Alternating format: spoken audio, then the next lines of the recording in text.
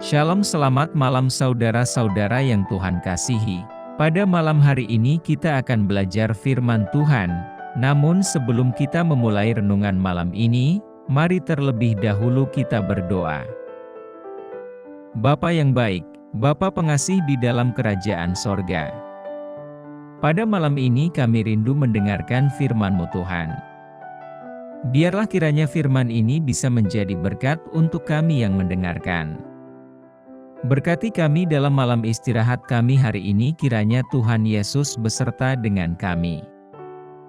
Berkati kami dalam setiap pergumulan kami, agar kami bisa melewatinya dengan tuntunan Roh Kudus. Inilah yang menjadi doa dan permohonan kami, karena kami berdoa hanya di dalam nama Tuhan Yesus Kristus yang hidup. Amin. Saudara, pembacaan firman Tuhan pada malam ini tertulis di dalam Mazmur 67 ayat 1-8.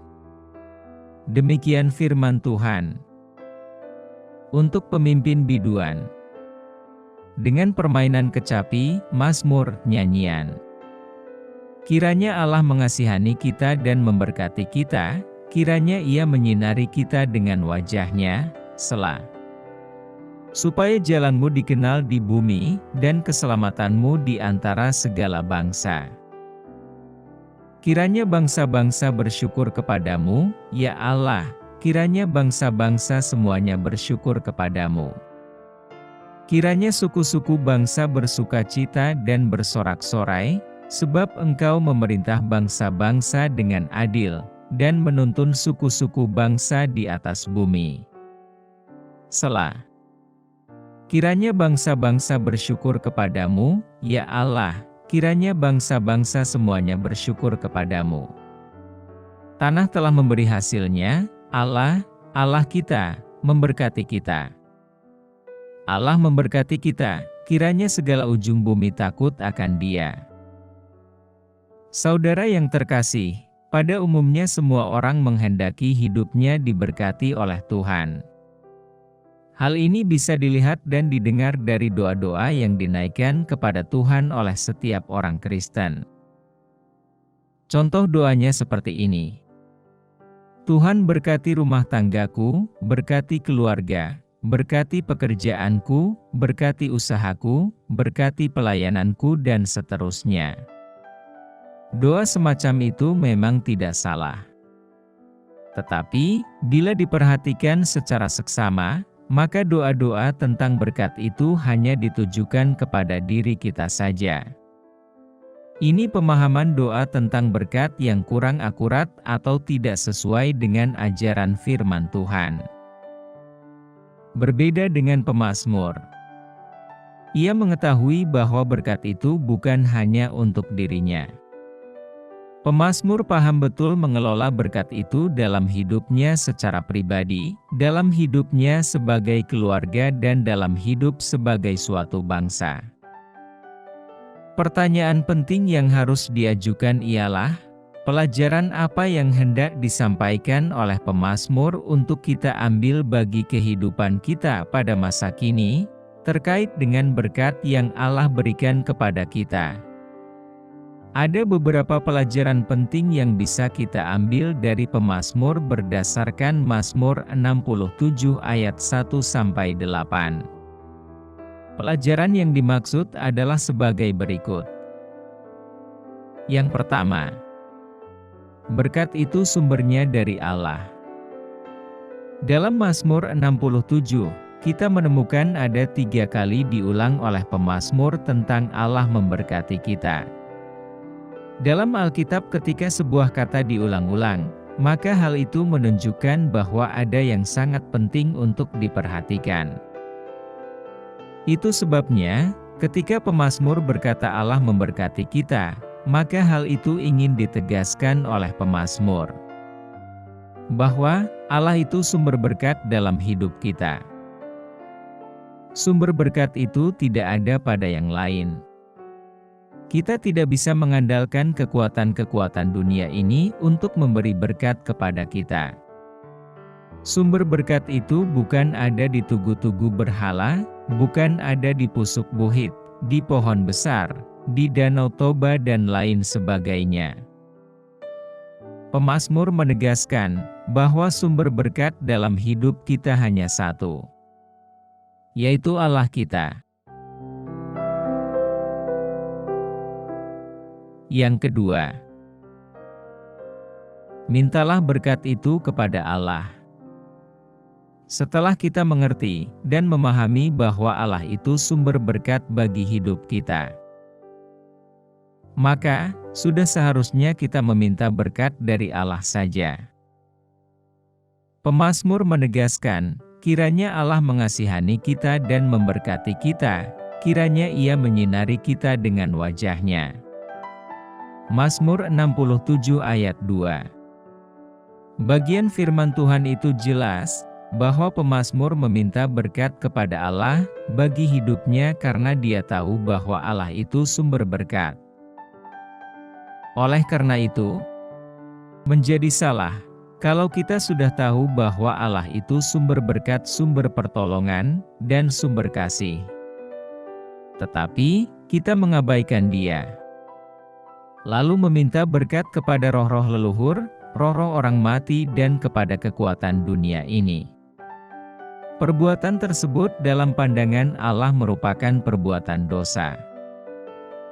Tuhan Yesus memerintahkan kepada kita untuk berdoa minta berkat kepada Allah Bapa di sorga. Maka apa yang kita minta pasti akan dikabulkan dan dipenuhi oleh Allah. Matius 7 ayat 7-8. Yang ketiga, kita pasti diberkati oleh Allah. Pemazmur tegaskan, tanah telah memberi hasilnya, Allah kita, memberkati kita. Allah memberkati kita. Mazmur 67 ayat 7 dan 8a. Bagian firman Allah itu menunjukkan bahwa Allah memberkati umat-Nya. Ketika kita mengetahui bahwa Allah itu sumber berkat bagi hidup kita dan ketika kita meminta berkat dari Dia, maka Allah sendiri pasti memberkati kita. Yang keempat, kita harus menjadi berkat bagi orang lain.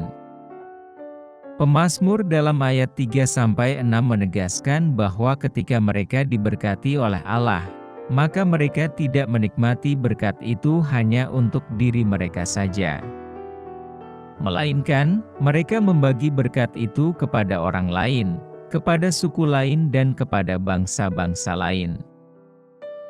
Kita harus menjadi berkat bagi orang lain.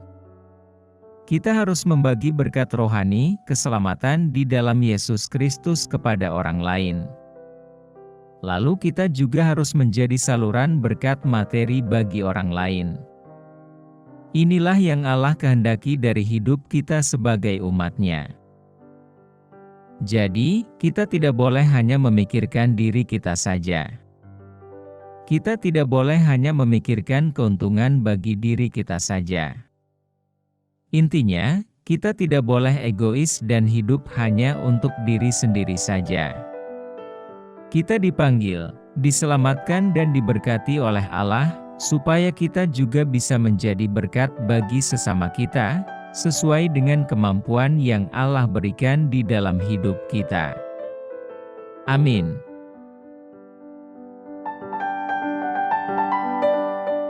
Demikianlah renungan firman Tuhan pada malam hari ini, semoga menjadi berkat bagi kita semua.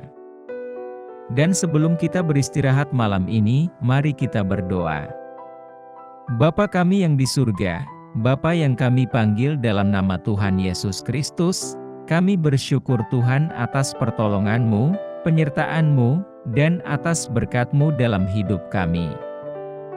Dan bersyukur atas kebaikan Tuhan pada hari ini tak berkesudahan kasih setia Tuhan.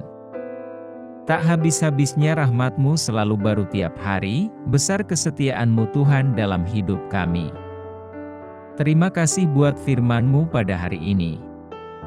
Ya Tuhan, kami mau selalu belajar dan terus belajar tentang firman-Mu. Firman-Mu yang menguatkan dan meneguhkan iman kami. Firman-Mu yang mengubahkan hidup kami. Kami mau berjalan bersama dengan Engkau di sepanjang kehidupan kami, agar kami tidak tersesat di dalam dunia ini. Kami mau melakukan firman-Mu ya Tuhan di sepanjang hidup kami, agar kami tetap kuat berjalan bersama dengan Engkau. Terima kasih ya Tuhan buat kesempatan hidup yang masih Engkau berikan kepada kami. Segala pergumulan dan persoalan hidup, kami serahkan di dalam tangan-Mu, Engkau akan menyelesaikannya bagi kami. Kami hanya berharap kepadamu. Tuhan, hamba berdoa buat saudara-saudaraku yang sudah mendengarkan renungan malam ini, yang saat ini sedang mengalami sakit penyakit, pergumulan, masalah kebutuhan ekonomi. Kiranya Engkau jamah, sembuhkan dan pulihkan berkati perekonomian mereka. Serta berikan jalan keluar di setiap pergumulan masalah yang mereka sedang hadapi. Dan ajarlah kami ya Tuhan, untuk selalu berharap dan percaya sepenuhnya kepada Tuhan Yesus. Kiranya Engkau terus memberkati kehidupan kami, keluarga kami, sanak saudara kami, bangsa dan negara kami, pemerintah-pemerintah kami. Biarlah semuanya dalam perlindungan-Mu ya Tuhan. Dan jadilah sesuai kehendak-Mu yang terbaik dalam kehidupan kami. Tuhan, inilah yang menjadi doa kami, dalam nama Tuhan Yesus kami berdoa. Amin.